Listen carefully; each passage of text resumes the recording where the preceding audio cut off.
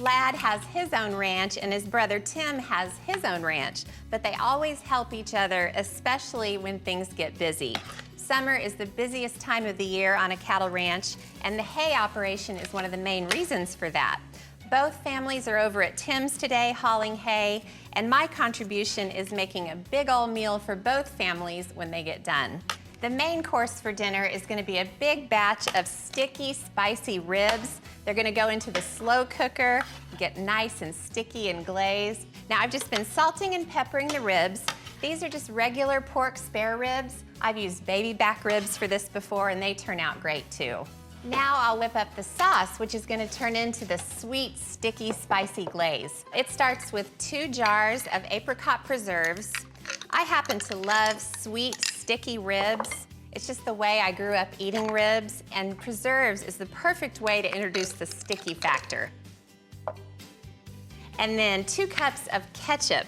It just gives it a great tangy quality, nice and rich tomato flavor. Now about 1/2 cup of soy sauce. This is a great savory way to offset all the sweetness. 1/2 cup of yellow mustard. You can also use Dijon mustard. Really, I wish Bryce and Todd were here. They would have loved that moment. What I was saying was any kind of mustard will do. It's fun to have boys. And then a few dashes of hot sauce, of course. I need a little more spice than that, so I chopped up some chipotle peppers, one of my favorite ingredients on earth, along with a ton of chopped garlic, minced really fine, and another favorite ingredient of mine, chopped fresh ginger.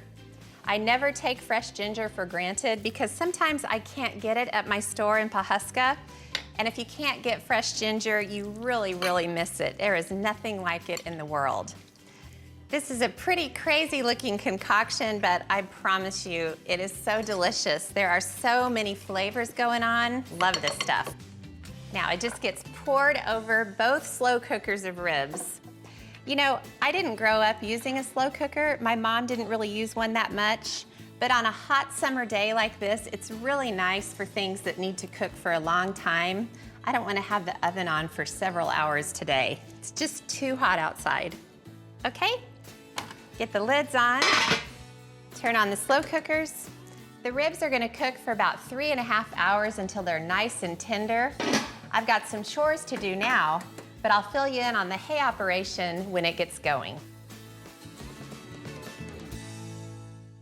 The family is hard at work hauling hay, and I'm moving forward with the sticky, sweet, spicy ribs.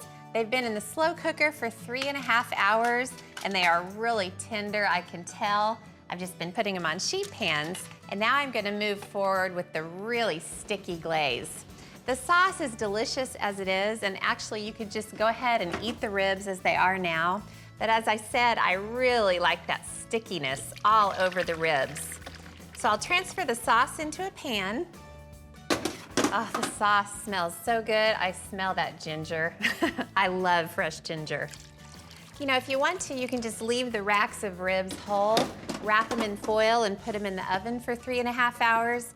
I'm actually glad they haven't been in the oven all this time. The house is still nice and cool. Now I'm gonna turn the heat on the stove, and I made a little bit of a cornstarch slurry. It's just cornstarch and a little bit of water, and I'll pour it right into the sauce, and that's gonna give the glaze a real stickiness.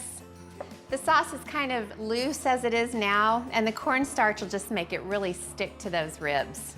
I tell you, there is nothing like hay time on the ranch.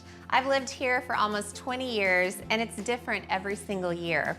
This year, thank God, we've had tons of rain, and that means tons of hay. It's gonna take them a while to get everything done. Well, I knew that wouldn't take long. The sauce is really bubbling up. It's nice and thick.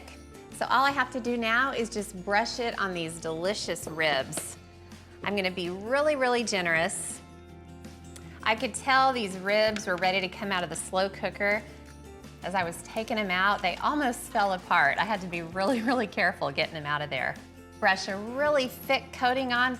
I'll finish up this pan, and then I'll put them into a 375-degree oven for about 45 minutes, and I'll brush them every 15 minutes while they're in there.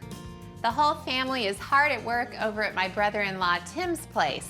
They're hauling hay today, and that is a busy job. They're definitely gonna be hungry for a nice dinner when they get finished, and that's where I come in. I've got these ribs that have been baking in the oven. These look amazing. The glaze is getting nice and thick. All right, they need another coating. You know, if you want a really sticky, thick glaze on ribs, you really have to baste them as they're baking in the oven. It's the only way to really get it adhered to the surface. Now I'm gonna brush another big coat on, and then they'll go back into the oven for another 30 minutes, and I'll brush them once more halfway through. And now I'm gonna put another coat of sauce on the ribs. Tell you what, I think this meal is coming together. Hay season is always a busy time on the ranch. The whole family's been over at Tim's helping him haul his square bales to his barn, and I've been in the kitchen whipping up dinner packages for both families.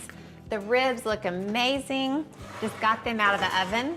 And these hominy casseroles, they are gonna be so yummy with those ribs.